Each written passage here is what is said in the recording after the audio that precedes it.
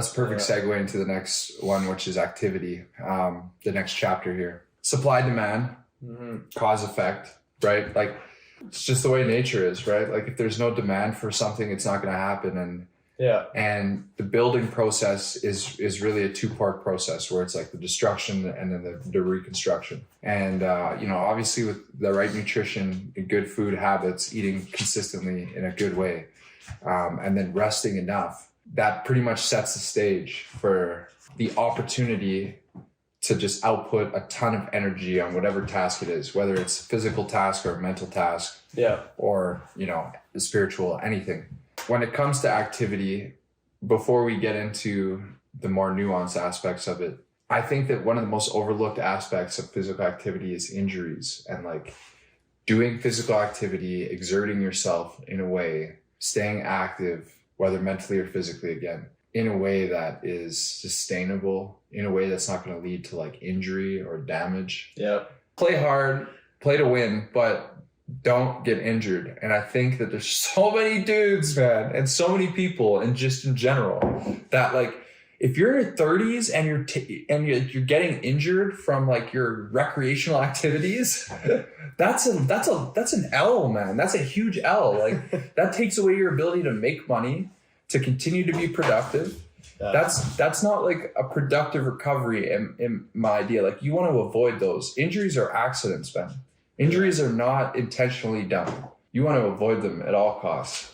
So before we get into the nuances of fitness and just activity, man, avoid injuries. And I'm going to sound like a hypocrite, because the next thing that I want to ask you about is, what do you think of performing, like, just to kind of touch on what we talked about last time, what do you think about performing to failure in the gym, or to failure in anything that you do? For me, I've been able to make gains and, see progress towards my goals, my physical and mental goals, without going till failure. But I do believe that you're probably not going to get there as quick, and it's going to take a lot more time, and you might not reach the same levels that you would had you gone to failure. There's other pieces. If like you go to failure, you get injured, you're out for 6 months. Well, maybe you would have been able to progress further had you not done that, right? So it's a tough one, because for me personally, I'm not competing in anything physically, professionally. So I don't see a lot of value in pushing myself to failure, because for me it's trying to allow myself the opportunity to exercise and do activity as much as possible and for as long as possible, which means avoiding injuries, basically, right? Yeah. And so that's mine. That's my piece, I guess. But I do see the value in it. That's a fair take. I think it's such a balanced take that you can't really disagree or argue with anything there. I think when it comes to justifying the intensity of the workout, right? Yeah. Because the higher the intensity of the task, the more likely there is something to go wrong, right? Yeah. So the higher the intensity, the difficulty, the higher the risk, right? Yeah.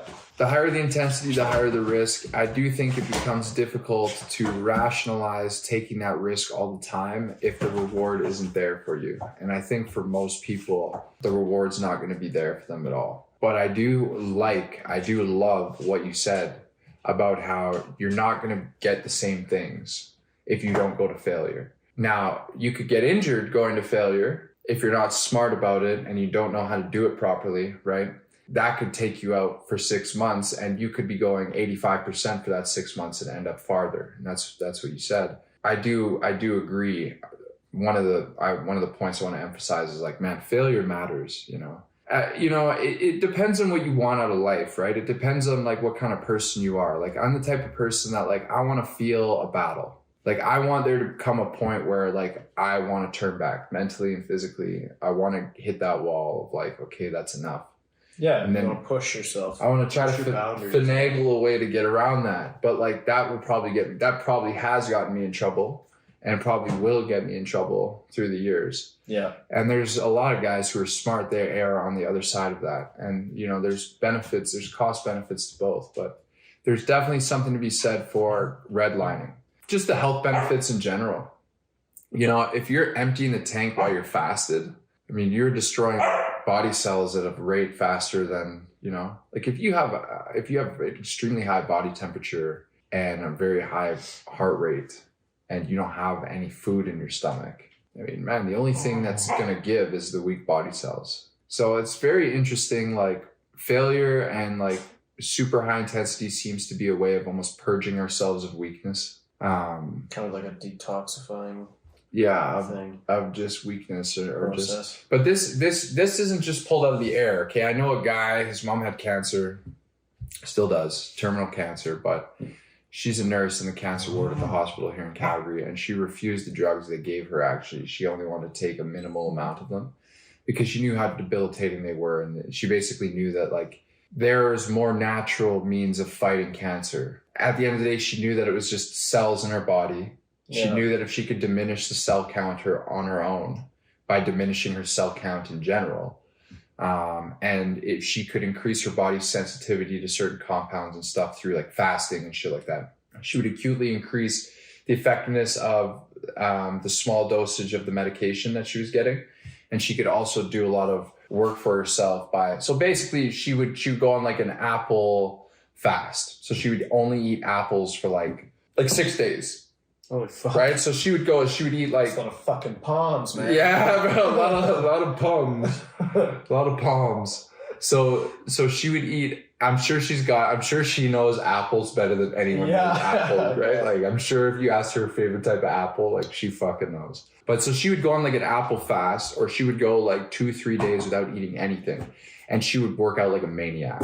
And then she would go in and like once a month she'd get like her small dosage or whatever. She's had terminal cancer. Like she's had a cancer that spreads aggressively through her body for years. She's managed to stay alive and thwart death, but it's literally from not eating and working out like a fucking maniac and just outrunning it, like killing more cells than the cells can reproduce themselves. So, and then obviously there's the medicine in there too. You can't take that out of the equation. But when it was explained to me, it made perfect sense from a physiological level. You know, I know that she's not in there going through the motions. I know that she's like heart rate's like 150 plus 180, like on the elliptical or whatever she's doing. Right. Yeah. Because she's literally trying to destroy cells. So anybody out there, okay, anybody who wants to change your life, change the way you feel, change your body, anything like that, you have to understand that nutrition is important. Where you get your food from is important. Your body is going to do better. You're going to feel better. You're going to perform better with better fuel in the tank. So go get organically grown, locally grown food. Cook that shit at home. Sleep enough. You cannot perform at your best. You cannot perform anywhere near failure without an extraordinary amount of rest. Yeah. You want to be 100% going in. You can't have anything in your mind holding you back from like, oh, I underperformed because of this or that. Like you can't have anything to blame other than your weak ass mentality.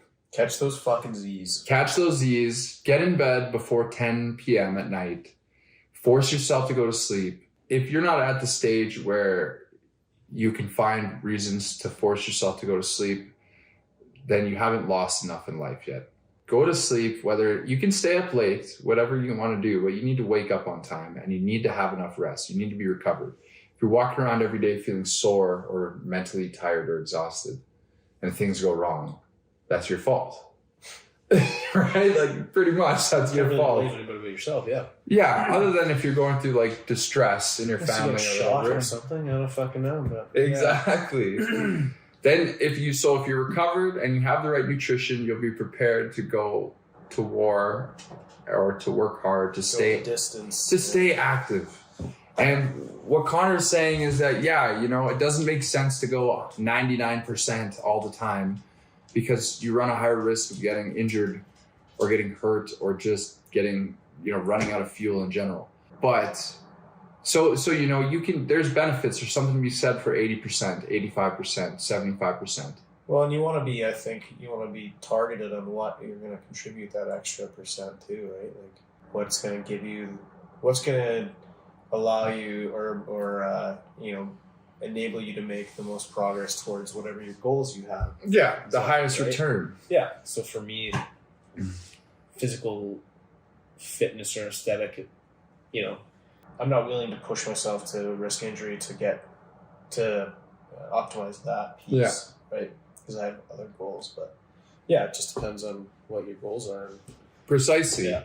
And I don't think that general overall health or happiness in life or success in life can be or fulfillment in life can be measured by, just one criteria amongst the population, right? It changes for everybody. Everybody's different. Yeah. But one roadmap. The one thing about health is very interesting is that it draws parallels and correlations with everything else in life, every other process in life.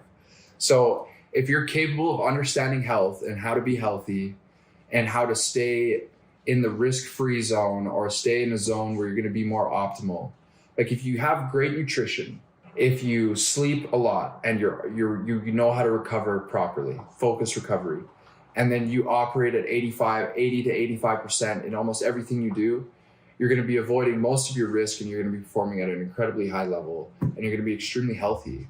So I think that that's really the money zone. And I do think there's something to be said for redlining in activities going above the 85% threshold, going up to 90, 95%, 100%. Yeah. But you have to always understand that it is always associated with huge risk.